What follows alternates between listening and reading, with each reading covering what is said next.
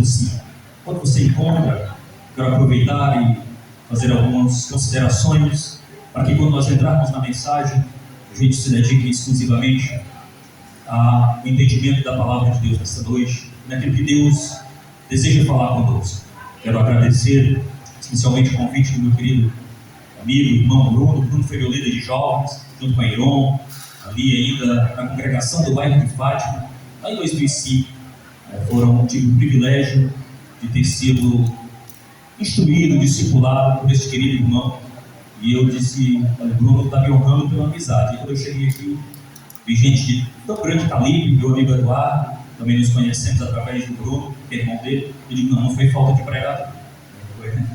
Não foi por falta de pregador, não. Foi porque meu querido irmão, aprove Deus, nos considerou para estarmos junto com os irmãos aqui nessa noite. Louvo a Deus pela minha esposa, também meus filhos que estão aqui comigo. Trago um abraço do nosso pastor presidente, pastor José da Mota Maciel. Nós estamos ali em Biripiri, apesar de morarmos aqui em Teresina, temos as nossas funções aqui. Nós dirigimos, pela graça e vontade de Deus, uma congregação. Estamos ali servindo o nome do Senhor. Bruno esteve conosco ano passado, também ministrando na festa. Foi uma bênção e Deus tem cuidado de nós. Dito isto, meus irmãos, quero ir direto ao texto, quero ler a primeira leitura feita nesta noite já pelo pastor Freitas, que aqui está, nosso querido irmão, toda a equipe de obreiros, os pastores da igreja, deste campo como um todo. Fico honrado de estar aqui na presença dele e de tantas pessoas usadas por Deus. Ele já fez a leitura numa linguagem, uma tradução ARC, Almeida, revista corrigida. Eu quero ler uma linguagem Nova Almeida atualizada, que diz assim: Jó, capítulo 1, verso do 1 ao 5. Havia um homem na cidade de Uz, cujo nome era Jó. Este homem era íntegro e reto, e temia a Deus, e se desviava do mal. Nasceram-lhe 7 filhos e 3 filhas. Tinha 7.000 ovelhas, 3.000 camelos, 500 juntas de boi e 500 jumentos. Também tinha muitíssima gente a seu serviço, de maneira que este homem era o maior de todos os do Oriente. Os filhos dele iam às casas uns dos outros e faziam banquetes, cada um por sua vez, e mandavam convidar as suas 3 irmãs a comerem e beberem com eles. Quando se encerrava um ciclo de banquete, Jó chamava os seus filhos e os santificava. Levantava-se de madrugada e oferecia holocausto segundo o número de todos eles. Pois Jó pensava assim: talvez os meus filhos tenham pecado e blasfemado contra Deus em seu coração. Jó fazia isso continuamente. Louvado seja o nome do Senhor. Eu quero, olhando para esse texto, olhando para toda a temática, inicialmente parabenizar durante a apresentação. Foi muito importante tudo que foi narrado acerca dos 27 anos de história desta igreja. 27 anos não são 27 dias.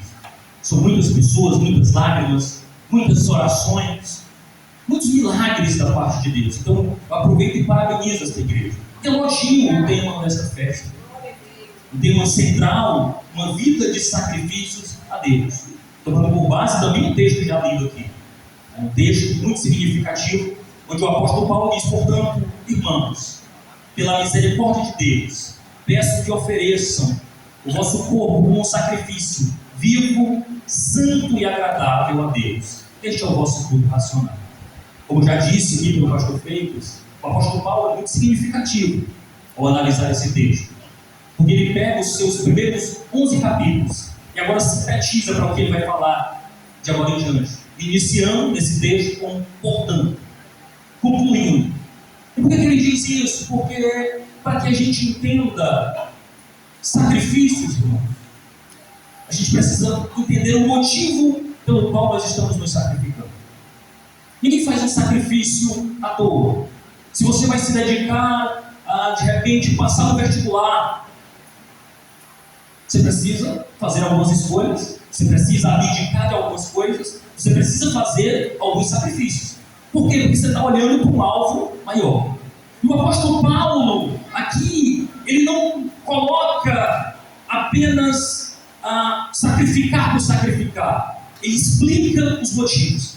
Porque, irmãos, a nossa situação Era uma situação complicada. O apóstolo Paulo passa os 11 primeiros capítulos de Romanos explicando isso. Porque ele vai dizer, nós éramos pecadores. Ele vai dizer, Cristo morreu por vocês. Ele vai afirmar, nós fomos justificados.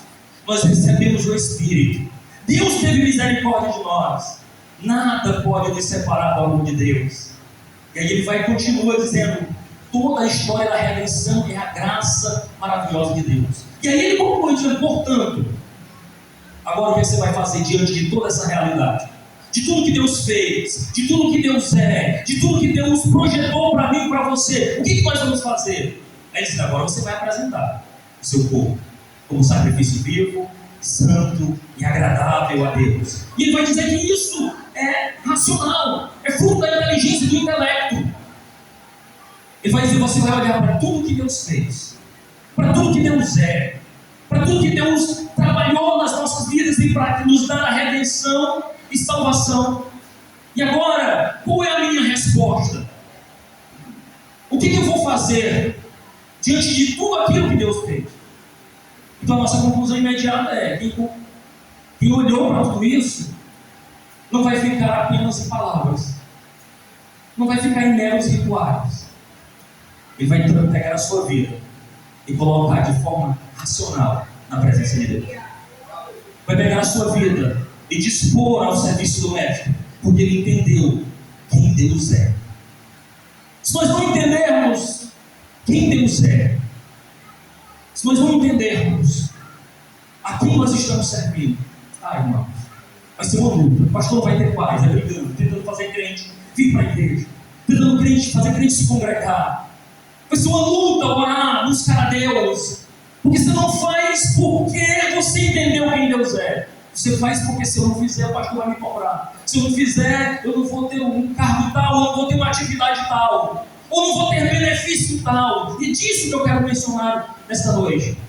Deus fez o maior sacrifício ao enviar seu Filho para nos redimir. A nossa condição era de perdição. Então quando nós olhamos para a nossa realidade espiritual sem Deus, tudo ganha um outro sentido.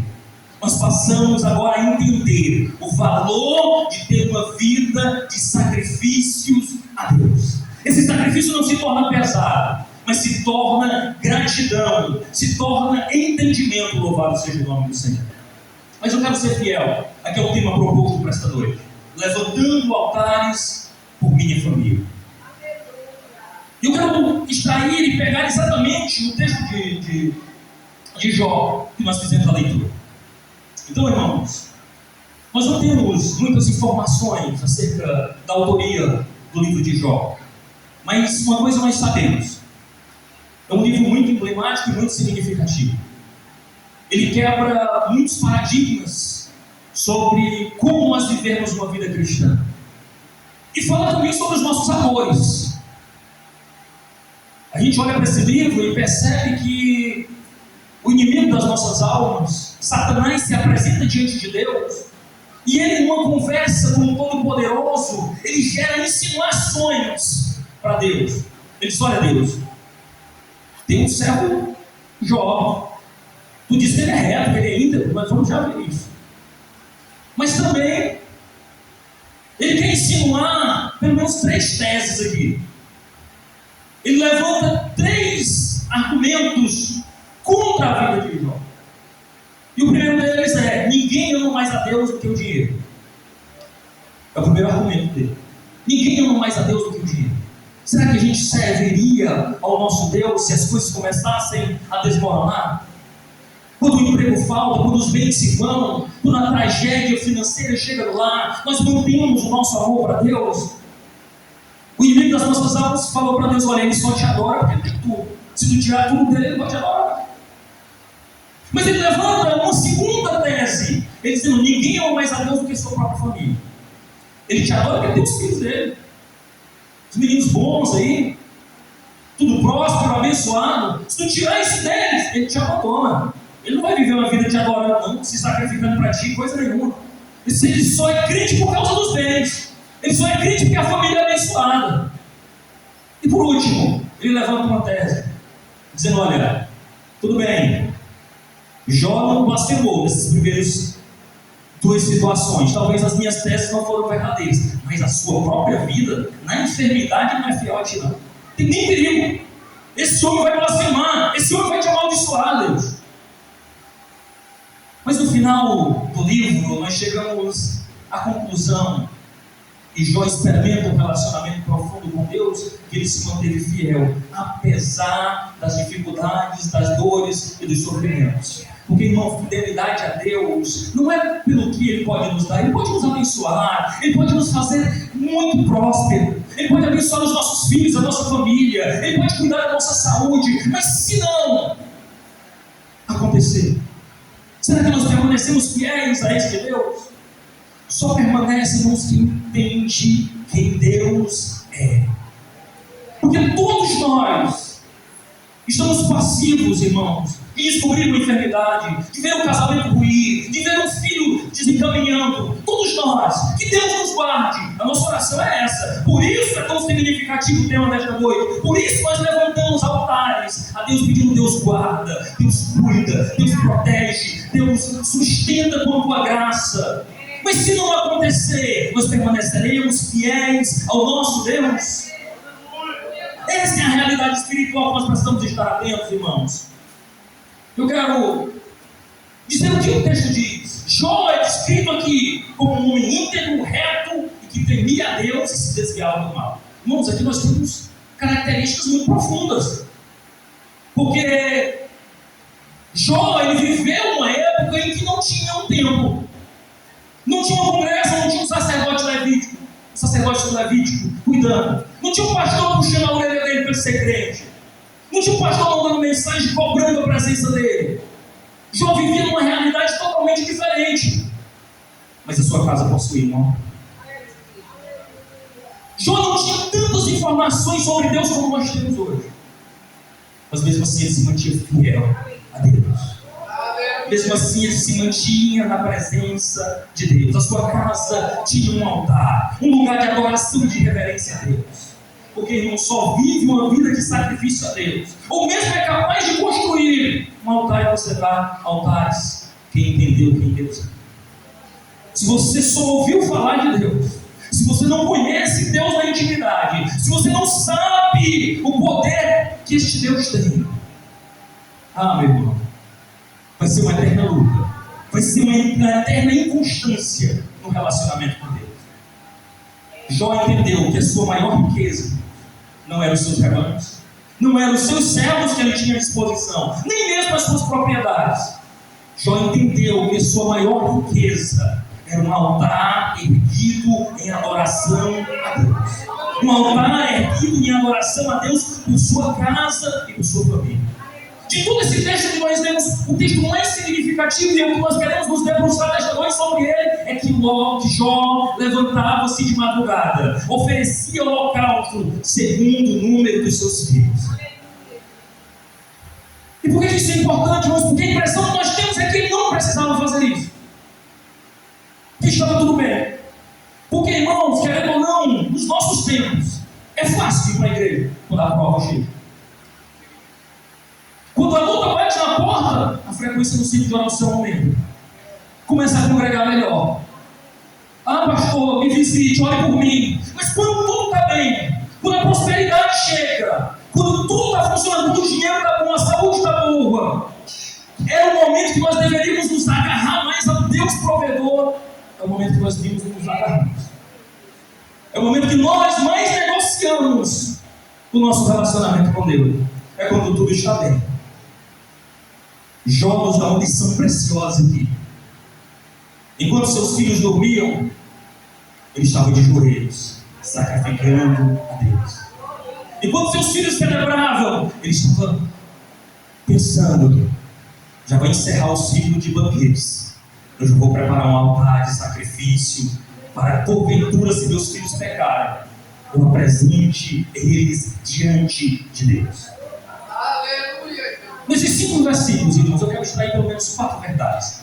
Não quero me alongar nessa noite, é o primeiro dia de festividades, mas eu quero extrair aqui pelo menos 4 verdades. A primeira dela: um altar começa com a vida dos pais. Lembre-se que nós estamos falando de levantar altares pela minha família. Essa é a temática. Isso implica imediatamente que quem vai levantar o altar não é o pastor da igreja nem o presidente do campo. É uma postura pessoal. É você e eu. Que cuidamos, que temos casa, que temos família. Então, a gente precisa entender que o altar começa com a vida dos pais. Olha só quem era este homem. Este homem era um homem reto, íntegro, que temia a Deus, se desviava do mal. E quando a gente pensa sobre integridade, irmãos, é aquilo que você é com a porta fechada, quando ninguém está vendo. Isso é um homem íntegro. Um homem reto é quando todo mundo está olhando ali em público, mas ele mantém a mesma retidão.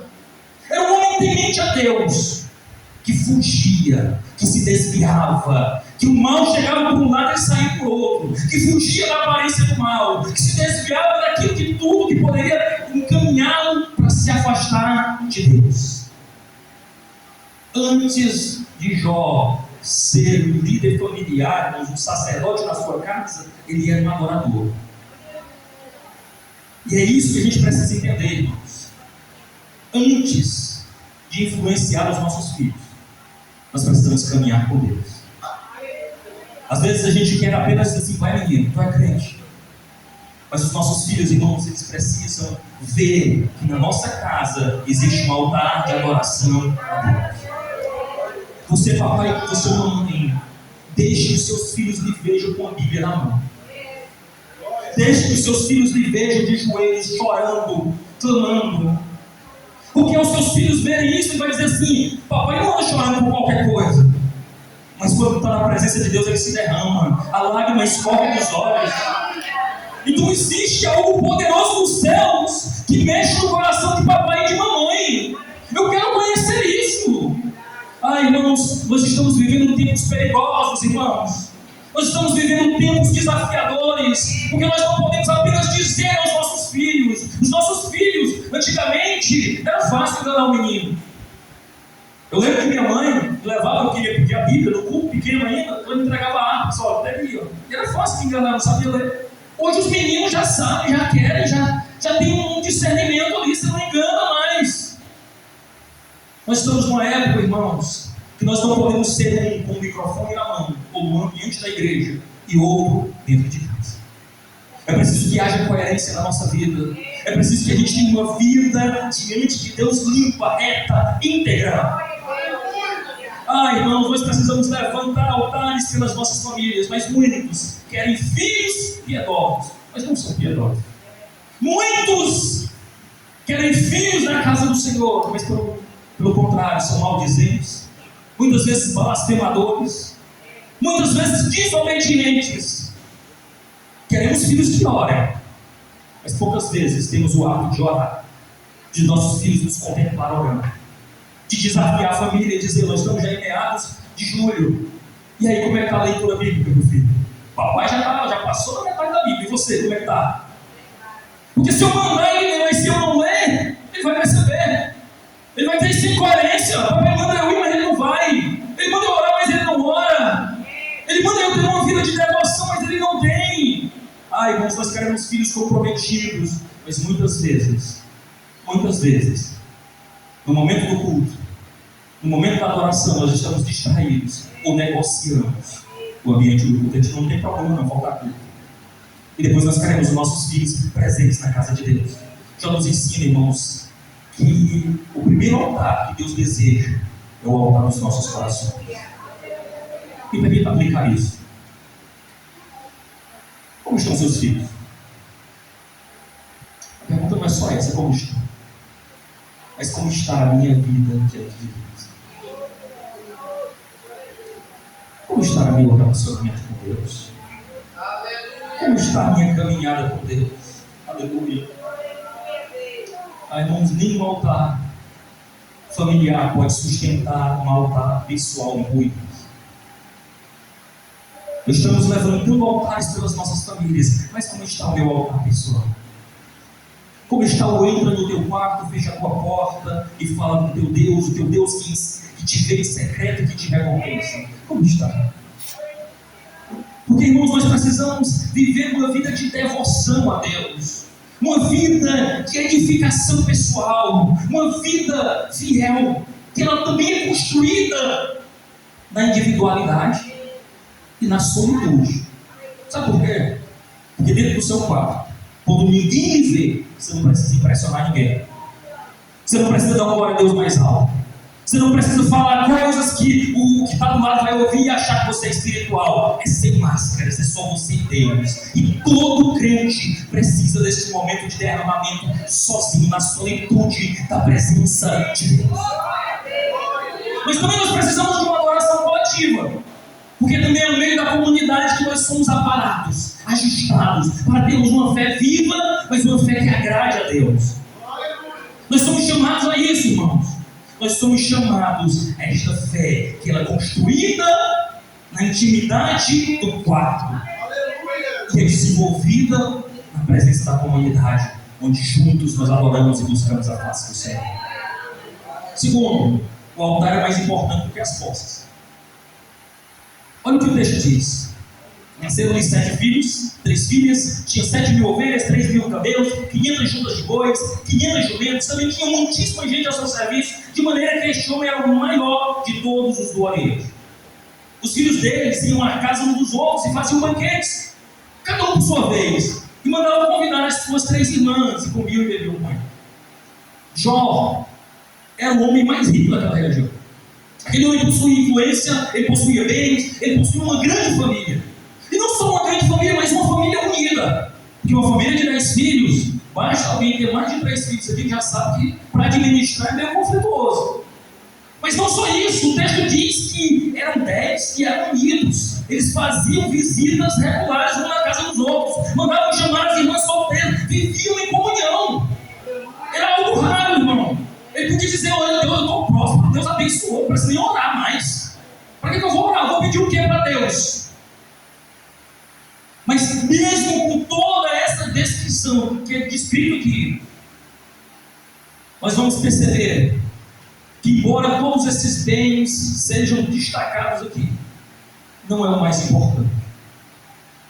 O mais importante era a vida de devoção íntima que ele nutria com Deus. Porque ele entendeu, irmãos, que embora ele tivesse muitos bens, embora ele tivesse muita gente ao seu serviço, ele entendeu que existem coisas que nenhum dinheiro, influência ou poder pode comprar.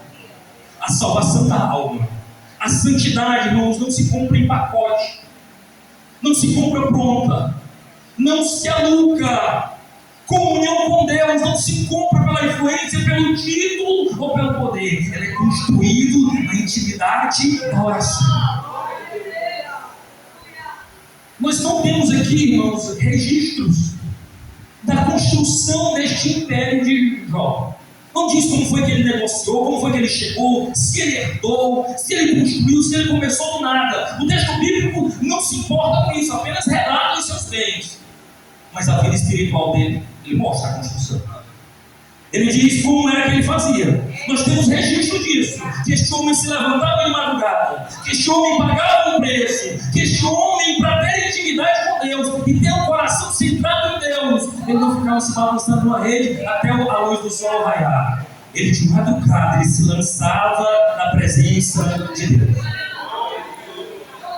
Irmãos, todos nós que temos filhos, é óbvio que queremos ver os nossos filhos bem-sucedidos.